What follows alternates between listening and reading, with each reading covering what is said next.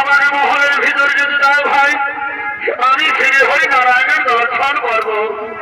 মনে বল না, মনে বল না, এই সময় আপনাকে মহলের ভিতর যেতে দেওয়া যাবে না।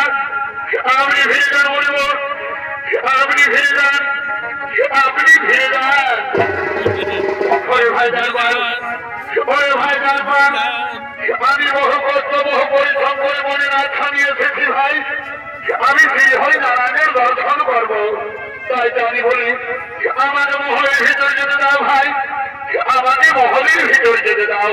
না মনে কর না, না মনে কর না, এই সময় আপনাকে